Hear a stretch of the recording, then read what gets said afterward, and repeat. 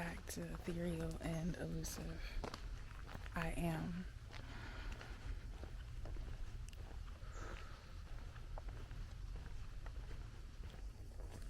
I am on a trail.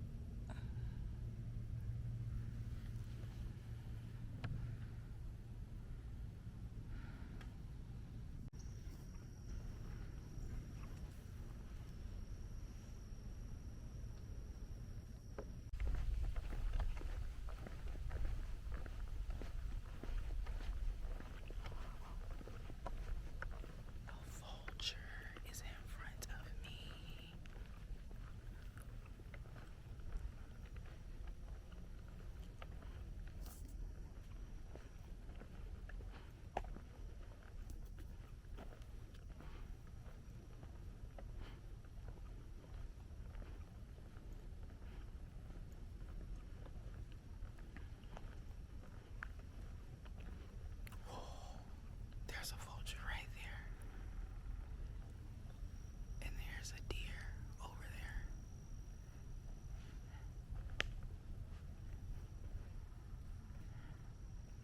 Greetings to the local spirits of this land. Thank you for greeting me in this way.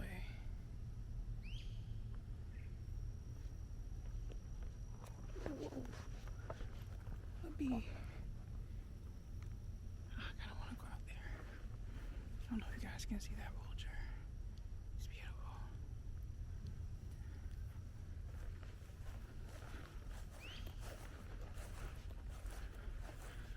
I'm going to go this way.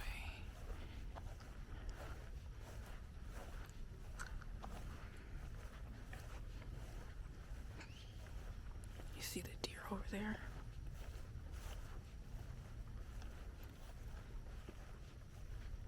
Not running from me, although it is aware of my presence.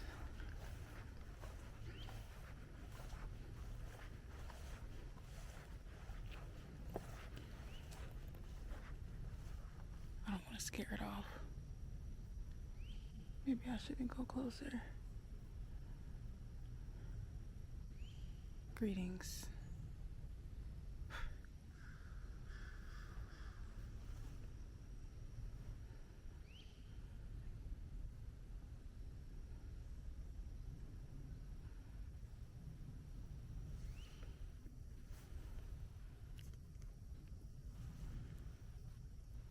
It's the silence.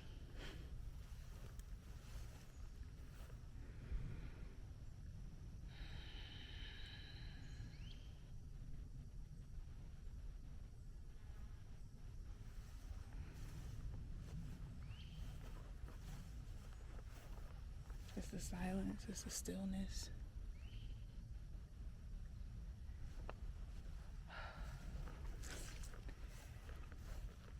It's crazy.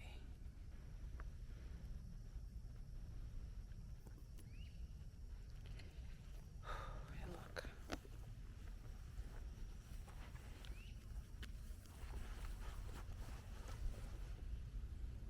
A feather.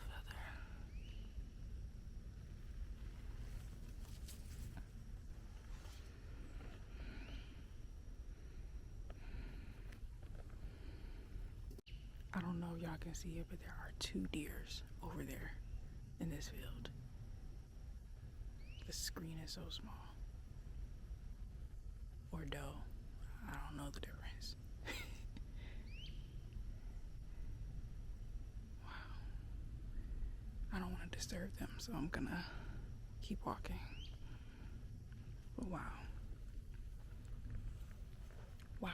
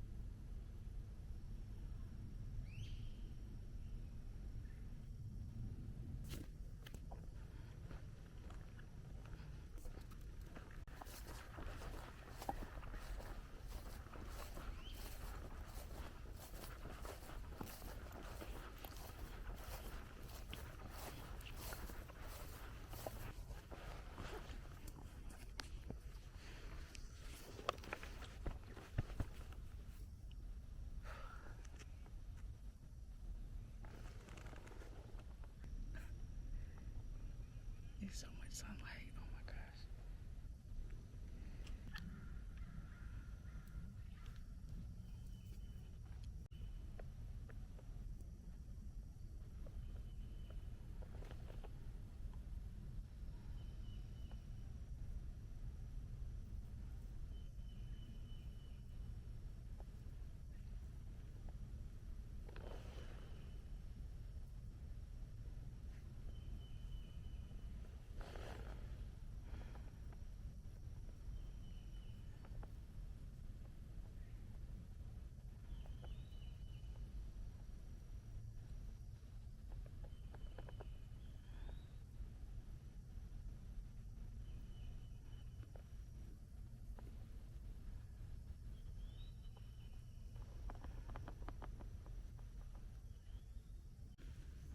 I'm back in the spot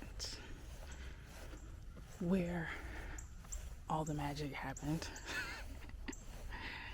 All the animals are gone. So, look at the mushrooms.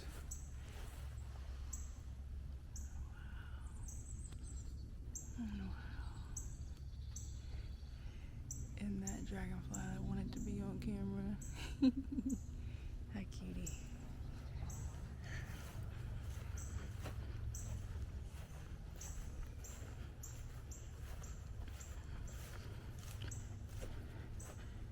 It's just like a beautiful open meadow. I don't know the definition of a meadow, but this is what I picture when I hear the word. So we're gonna go chat in the meadow.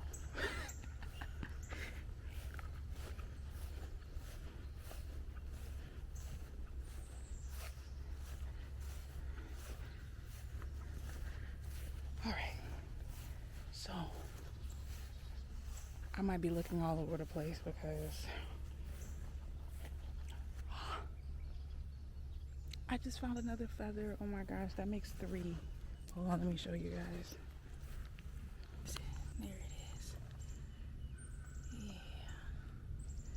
double-sided, a smaller feather. I don't know that the smaller one shows up on camera though. Wow. Okay. It's a lot of feathers here. Wow. I guess a bird might have shed its feathers or unfortunately met its demise here. I did see a vulture earlier, so I'm gonna pick up the feathers once I'm done yapping with y'all. Because there's a lot of them.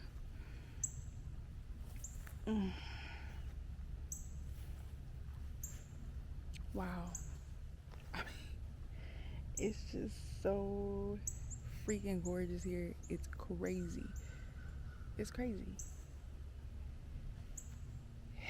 And it's moments like this where I'm reminded, like, what something that I love about North Carolina is the silence. That, and this trail was the trail that kind of like introduced me to that. But it's like, when there's not a lot of people here,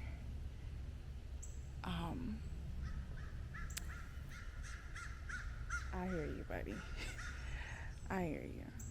It's just the type of silence that goes on, that occurs in North Carolina nature is